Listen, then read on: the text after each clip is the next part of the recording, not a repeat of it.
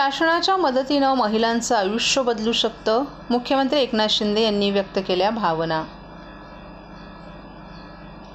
शासनाच्या 1,500 रुपयांच्या मदतीनं काय होऊ शकतं अशी शंका उपस्थित करणाऱ्यांना प्रणाली बारड या लाडक्या बहिणीनं चोख उत्तर दिले।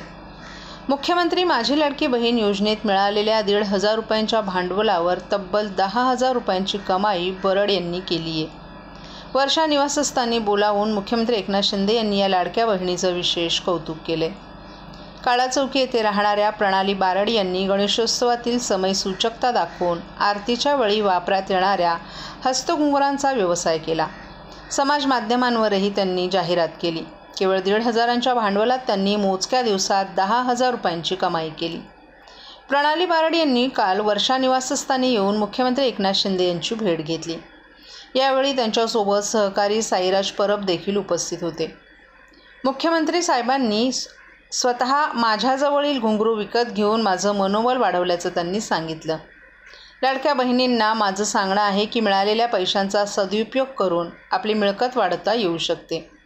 तसंच आपल्यातील कला आणि कौशल्य यांच्यासह समाज माध्यमाची साथ घेतली तर नक्कीच एखादा व्यवसाय यशस्वी होऊ शकतो।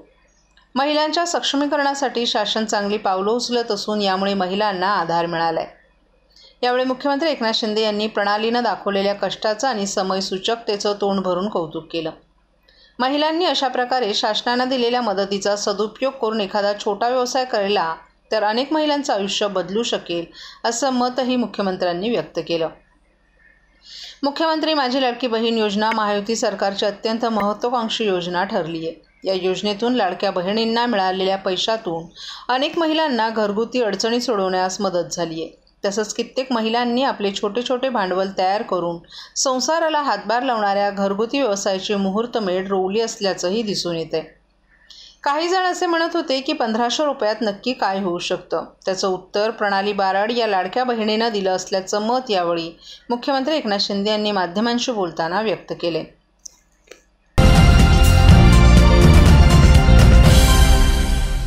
काँग्रेसचे नेते राहुल गांधी यांनी दिलेल्या वक्तव्यावर शिवसेना शिंदे गटाच्या महिला पदाधिकाऱ्यांनी कार्यकर्त्यांनी तीव्र प्रतिक्रिया दिली आहे। ठाण्याच्या कोटनाका येथील बाबासाहेब आंबेडकर यांच्या पुतळ्याजवळ आयोजित करण्यात आलेल्या निषेध आंदोलनात राहुल गांधी यांच्या प्रतिकात्मक पुतळ्याला जोडे मारून आणि नंतर त्याचं दहन करून आपला रोष व्यक्त करण्यात आला। या घटनेनंतर जोरदार घोषणाबाजी करत शिवसेना महिला कार्यकर्त्यांनी राहुल गांधी यांच्या विधानाचा निषेध नोंदवला। शिवसेना शिंदे गटाच्या महिला नेत्यांनी राहुल गांधी यांनी आरक्षणासारख्या गंभीर मुद्द्यावर बेताल वक्तव्य करून देशातील आरक्षण समर्थक जनतेच्या भावना दुखावल्या असल्याचं सांगितले।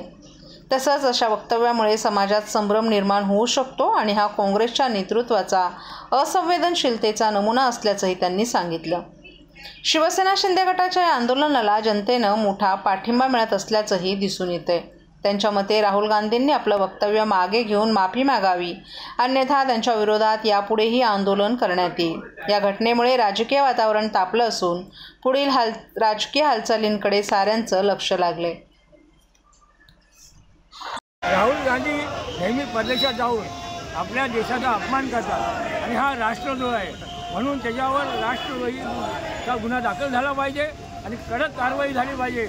आणि पुन्हा जर त्यांनी ते कृत्य केलं तर आम्ही शिवसैनिक त्यांना महाराष्ट्रामध्ये फिरू देणार नाही आणि आमच्या शिवसेना स्टाईलनी त्यांना दाखवून देऊ की शिवसैनिक काय असतो। म्हणून राहुल गांधी, तुम्ही आता ह्या देशाचा अपमान परत परदेशात करू शकत नाही, लक्षात ठेवा।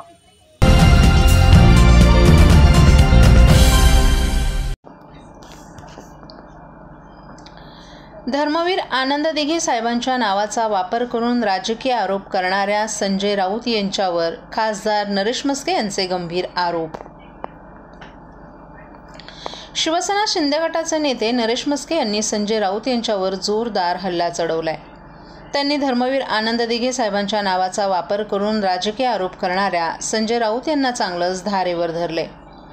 राऊत यांनी दिघे साहेबांचा तिरस्कार करण्याची आणि त्यांच्या विरोधात षडयंत्र रचण्याची पद्धत आजपासून नव्हे तर गेल्या अनेक वर्षांपासून सुरू असल्याचं सांगितलं। म्हस्के यांच्या मते खोपकर हत्याकांडानंतर संजय राऊत यांनी लिहिलेल्या लेखामुळे आनंद दिघे यांच्यावर टाडा अंतर्गत कारवाई झाली होती, ज्यामुळे दिघे साहेबांना तुरुंगात जाऊन हालअपेष्टा सहन कराव्या लागल्या। त्यांनी या घटनेसाठी संजय राऊत यांना जबाबदार धरलं आहे. शिवाय बाळासाहेब ठाकरे यांच्या समोरही दिघे साहेबांविरोधात अपप्रचार करणारे राऊत आणि त्यांचे सहकारी त्यांना राजकारणातून संपवण्याचा कट रचत होत असल्याचं मस्के यांनी सांगितलं. त्यांनी शिवसेनेतील काही नेत्यांवरही आरोप करत सांगितलं की या मंडळींनी काशीनाथ घाणेकर नाट्यगृहाला आनंद दिघे साहेबांचं नाव देण्याचा ठराव रोखून धरला होता. नरेश मस्के यांनी स्पष्ट केले की मुख्यमंत्री एकनाथ शिंदे यांनी या प्रकरणात योग्य पावलं उचलली आहेत, त्यामुळे या प्रकारांना कुणीही महत्त्व देत नाही. बोलले जातात अशा पद्धतीचा आरोप जर संजय राऊत करत असतील तर धर्मवीर आनंद दिघे साहेबांचा ते अपमान करतायत. आणि हा दिघे साहेब द्वेष्टा माणूस आहे. दिघे साहेबांचा कायम या माणसांनी तिरस्कार केलेला आहे. कायम दिघे साहेबांना यांनी विरोध केलेला आहे. खोपकर हत्याकांडानंतर यांनी जो लोकप्रभेमध्ये लेख लिहिला त्याच्यामध्ये काही गोष्टी लिहिल्या आणि यामुळे दिघे साहेबांना टाळा लागलेला आहे. दिघे साहेबांना हाल अपेष्टा तुरुंगात जाऊन ज्या सहन कराव्या लागलेल्या आहेत ते केवळ त्याला जबाबदार संजय राऊत आहेत. कायम बाळासाहेबांकडे दिघे साहेबांचा तिरस्कार करणे, त्यांच्याविषयी चुकीचं सांगणे आणि या सर्व मंडळींनी कंपनी एकत्र येऊन दिघे साहेबांना राजकारणामधून संपवण्याची यांनी सुपारी घेतली होती आणि त्यामुळे दिघे साहेब व्यथित सुद्धा झाले होते. त्यांनी आम्हाला दिघे साहेब शिकवण्याचा प्रयत्न करू नये.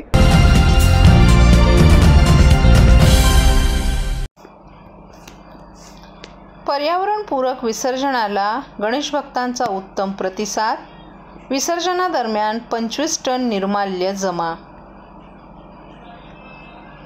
गणेशोत्सवाची परंपरा राबवणाऱ्या ठाणे महापालिकेच्या वतीनं निर्माल्य व्यवस्थापनात आघाडी घेतली आहे. 1.5 दिवसाच्या गणरायाच्या विसर्जनादरम्यान 12 टन तर गौरीसह गणपती विसर्जनादरम्यान 13 टन असे एकूण जमा झालेले 25 टन निर्माल्याचं खत बनवलं जाणार आहे.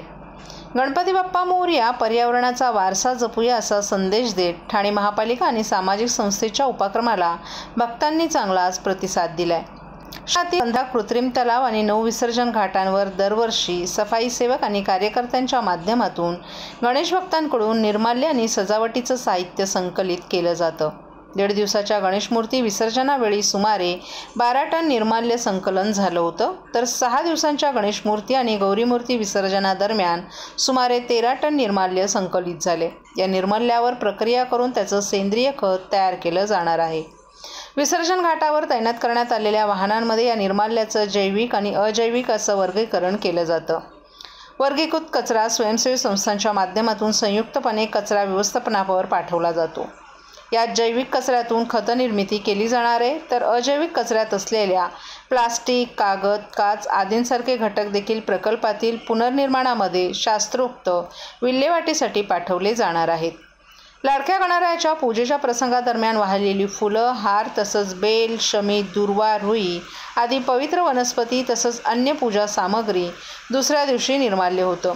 या निर्माल्याचं तलावात किंवा वाहत्या पाण्यात विसर्जन करण्याची पारंपरिक पद्धत असली तरी जलप्रदूषण टाळण्यासाठी हे निर्माल्य संकलित करून त्याचं रूपांतर खतामध्ये केलं जाणार असल्याचं सांगण्यात आलं आहे.